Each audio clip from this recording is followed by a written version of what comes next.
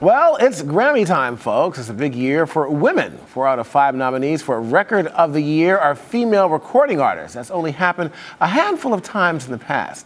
Also tonight, the most nominated woman in music history will take the stage with a change of tune. Beyonce is set to perform the beautiful hymn, Take My Hand, Precious Lord.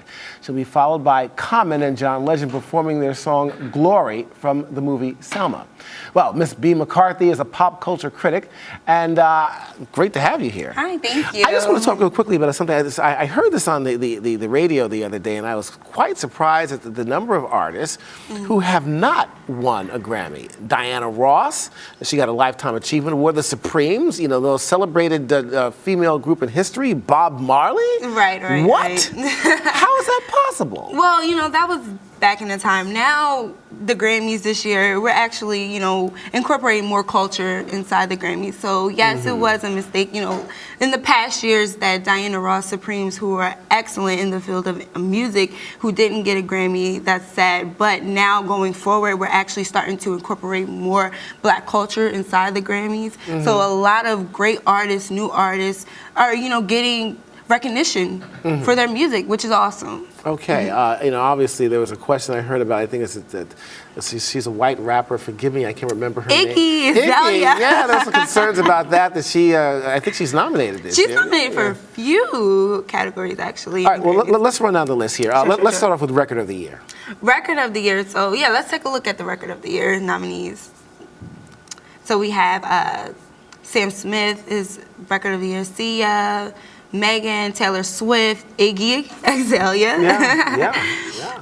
So this is actually important because this is the Record of the Year. This is the 4th time in Grammy history that 4 out of 5 nominees are women. Okay. And they're actually big into pop culture, so that's extremely exciting Well, to see who's going to take that. I think that's great. Yeah. Any idea who you think might win this one? I think I'm going to go with Taylor Swift. Really? Yeah. Taylor Swift or Sam. He has a chance to. All right. Let's move on here. Song of the Year. Song of the Year. So let's take a look at the Song of the Year.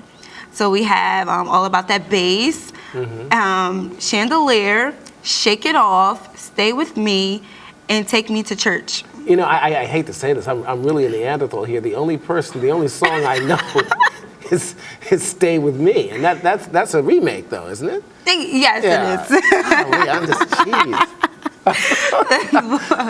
All right, let's move on here. Okay. I'm just dating myself. Album of the Year. Album of the Year. Okay, let's take a look at Album of the Year. So we have Morning Phase by Beck, Beyonce, X by Ed Sheeran, In the Lonely Hour by Sam Smith, and Girl by Pharrell Williams. Okay, is Happy on that particular album? Yes, it is. I'm surprised that was not even nominated for Song of the Year. But Pharrell has a nominee right now. I know it's not nominated for Song of the Year, but I mean, that song is all over every place. I mean, I'm right, surprised. Right. I mean, I'm just kind of surprised and amazed by that, but that's just me. What can I tell you?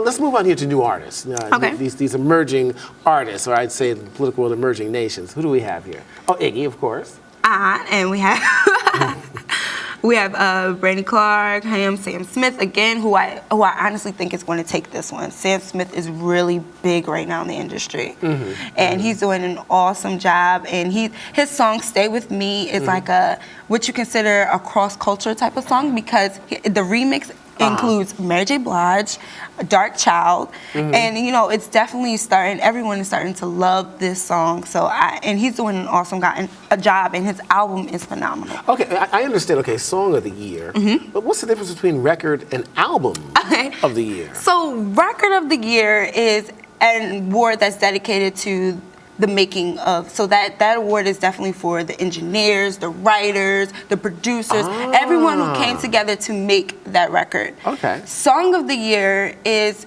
a slight difference. It's for the songwriters. It's an award that's dedicated for the songwriters who wrote the song, the melody. And Album of the Year is actually about the sales.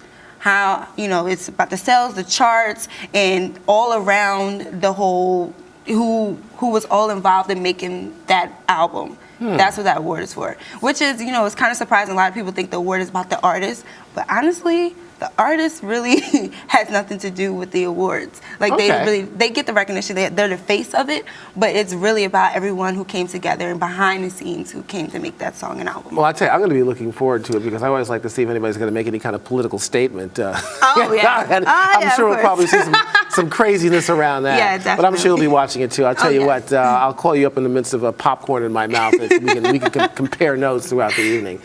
Miss Bea McCarthy, thank you so much for joining us. Thank you. Okay. All right. And thank you for joining us here at Arise Review. And of course, you can keep in touch with all Arise news programs on Facebook. I'm Julian Phillips. Have a great, productive, and wonderful week. See you next Sunday.